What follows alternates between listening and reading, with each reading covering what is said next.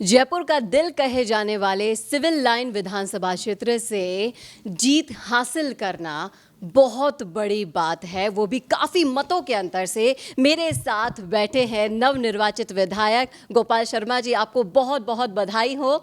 गोपाल शर्मा जी ने ऐसी शख्सियत को हराया है जिनके आतंक से सिविल लाइन विधानसभा क्षेत्र पूरी तरह से परेशान था। और यहाँ पर जो चर्चा चल रही थी चुनावों से पहले वो ये थी कि एक नया फेस कैसे जीत सकता है ऐसे कद्दावर नेता के सामने। इन सारे भ्रमों को तोड़कर गोपाल जी ने वो जीत का परचम लहराया है जो ऐतिहासिक बन गया है। सर, बहुत बहुत बधाई हो आपको आपकी जीत पर। बहुत बहुत धन्यवाद, आभार आपका। मैं आपसे जानना चाहूँगी सर कि जो ऑपोजिट से कद्दावर नेता माने जाते थे, मंत्री थे कांग्रेस में, उन्होंने ऐसा एक सिनेरियो बना दिया था कि यहाँ पर एक नया फेस कैसे मेरे सामने खड़ा हो सकता है। ऐसे सारे बातों को आपने तोड़ दिया, सारे दरकिनार करते हुए आपने एक बहुत बड़ी जीत का झंडा यहाँ पे फहराया है। इस पर आपकी क्या राय है? देखिए, सब जनता की कृपा है, प्रभु का आशीर्वाद है। लेकिन अब इस चीज़ को कोई जानना नहीं चाहे कि जब वो राजनीति में नहीं थे तो मैं राजस्थान पत्रकार संघ का प्रदेश अध्यक्ष था। जर्नलिस्ट एसोसिएशन ऑफ राजस्थान के पुनर्गठन में मेरी प्रमुख भूमिका रही है। जयपुर को देशभक्ति से जोड़ने में भी कुछ भूमिका रही है। आज जो हमको जनपद दिखाई देता है, ये पहले राजपथ था, इसको जनपद करवाने में भूमिका रही है। खोले के हनुमान जी का जो सारा जीर्णोद्धार नज़र आता है, वसुंधरा जी के शासनकाल में 29 करोड़ 70 लाख का खर्च होना, उसमें भी अपना भगवान की कृपा से कहीं न कहीं योगदान रहा है। और ऐसी बहुत सारी चीज़ें याद करूंगा तो याद भी नहीं आएंगी। कांग्रेस के 2 मंत्री तो इस्तीफा दे चुके हैं मेरी खबरों के कारण। पहला आईएएस राजस्थान के अंदर खबरों के कारण ही गिरफ्तार हो चुका है और 2-2.5 साल जेल में रह चुके हैं। लेकिन अब कोई उसको कमज़ोर माने तो ये व्यक्ति की कमज़ोरी के लिए नहीं है, ये पत्रकारों को कमज़ोर माना जाना है, ये जनता को कमज़ोर माना जाना है कि जैसे राजनीति के ऊपर हमारा कोई ठेका है, राजनीति कोई लोकतंत्र नहीं है, बल्कि राजनीति कोई परिवारवाद का प्रतीक है या बाहुबल का प्रतीक है। हम जनता के ऊपर अपने अहंकार को लागू करते हैं तो हम इस चीज़ को भूल जाते हैं कि जिस जनता में शक्ति भरी है राज तिलक करने की, उस जनता में शक्ति भरी है मुकुट उतार लेने की। तो हम जनता को दरगुजर करते हैं। हम एक पत्रकार को जो कि 40 साल से पत्रकारिता के अंदर समर्पण भाव से लगा हुआ है, तो क्या हम समर्पण का मजाक कर रहे हैं? क्या हम पत्रकारिता का मजाक कर रहे हैं? अगर मैं कमज़ोर हूँ, मैं नहीं जाना जाता हूँ, तो क्या मैं नागरिक नहीं हूँ? आप भारत के नागरिक का अपराध उसका कर रहे हैं, बुराई कर रहे हैं।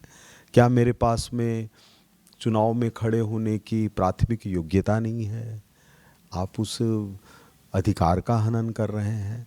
तो ये जो सारी चीज़ें हैं, ये अहंकार का प्रतीक हैं और जनता ने सबक सिखाया है। जी बिल्कुल, आपकी इस जीत का जो अंतर है वो देखकर साफ साफ लग रहा है कि जनता ने अपना जवाब बड़ी तल्खी से दिया है और बहुत ही आसमान से लेके फर्श पर लाकर पटका है, जिनको भी घमंड था। सर, मैं आपसे ये भी जानना चाहूँगी कि जैसा कि हिंदूवादी विचारधारा से आप भी बहुत प्रेरित हैं, आपके सोशल मीडिया पर वीडियोज़ वायरल थे बहुत, तो मोदी लहर के साथ साथ ये जो हिंदुत्व की जो राजनीति है, हिंदू से जुड़े जो भी मुद्दे थे, आप देख सकते हैं कि कांग्रेस में किस तरह से हिंदू मुसलमान पक्षपात की जो राजनीति हुई। इकबाल और कन्हैया लाल का आप मुद्दा देख लीजिए, काफ़ी ज़ोरों पर था, गर्म था। तो क्या आप इन मुद्दों पर आगे काम करेंगे? देखिए, इसको हिंदुत्व की राजनीति नहीं कहा जाना चाहिए। सुप्रीम कोर्ट ने हिंदुत्व को एक जीवन पद्धति माना है। तो कोई हिंदुत्व की बात करता है, इसका मतलब वो एक जीवन पद्धति की बात करता है जो भारत और सनातन धर्म के ऊपर आधारित है, जिसमें कहा गया है सत्यम वद धर्मम चर, धर्म के हिसाब से आचरण करो, सत्य बोलो। अब ये कहना क्या गुनाह है? उन अपराधियों के लिए हो सकता है, वो कहेंगे हम तो झूठ बोलेंगे और धर्म के हिसाब से आचरण नहीं करेंगे। अब कोई कहे धर्म का मतलब भगवान की पूजा नहीं है। भगवान की पूजा एक आस्था है। धर्म का मतलब है सत्य बोलना, धर्म का मतलब है क्रोध नहीं करना, धर्म के 10 लक्षण हैं उनका पालन करना, और ये किसी भी मानवता के लिए, उसके पालन के लिए, मानवता की रक्षा के लिए ज़रूरी है। जी बिल्कुल। तो आप इस दिशा में आगे काम करने वाले हैं इन सारे मुद्दों पर, क्योंकि कहीं ना कहीं इन मुद्दों पर जनता बहुत त्रस्त दिखाई दी थी, सभी में एक आक्रोश था और कहीं ना कहीं उसी का जवाब देखने को मिला। आप मानते हैं कि एक मोदी लहर भी इस बार विधानसभा चुनावों में देखी गई? 100%। 2013 में जब राजस्थान में विधानसभा के चुनाव हुए 10 साल पहले, तो वो सिर्फ मोदी लहर का परिणाम था। राजस्थान के अंदर जो कांग्रेस की सरकार बदली गई वो मोदी लहर के कारण बदली गई। 10 साल बाद जो ये चुनाव हुए हैं ये भी मोदी लहर का प्रतीक है, क्योंकि 2024 में फिर चुनाव होने वाले हैं और उसमें भारतीय जनता पार्टी 400 के करीब सीटें प्राप्त करेगी, तो उसका ये सेमीफाइनल है। तो सेमीफाइनल का परिणाम अगर अच्छा नहीं आएगा तो फाइनल में कहाँ से जाएंगे? तो इसलिए ये उसी का परिणाम है। मोदी जी के नेतृत्व में राष्ट्र को एक कुशल नेतृत्वकर्ता मिले हुए हैं, तो जनता निश्चित रूप से उनका सम्मान करती है। सिविल लाइन विधानसभा क्षेत्र की जनता से आप कुछ आह्वान करना चाहेंगे, कुछ बोलना चाहेंगे, कुछ आपने इतना कम समय में उनका दिल जीता है, तो उसके बारे में अगर आप कुछ कहना चाहें? इसमें कि जनता ने कितने कम समय के अंदर जो विश्वास दिया है, तो उसके लिए जान भी चली जाए तो कम है। इतना बड़े लेवल का वादा आपसे कर चुके हैं गोपाल शर्मा जी, जो अपनी जान तक देने के लिए सिविल लाइन की विधानसभा के लिए जो जनता है उनके लिए तैयार हैं। अब ये देखना वाकई में दिलचस्प होगा कि इतने ज़मीन से जुड़े जब विधायक आपके हैं तो आपकी जो विधायक का जो क्षेत्र है वो किस उन्नति पे होगा अगले 5 साल में, ये देखना वाकई में बहुत बड़ी बात है। सर, आपका बहुत बहुत शुक्रिया हमसे जुड़ने के लिए। कैमरामैन चेतन शर्मा के साथ चेतना शर्मा, राजस्थान संवाद।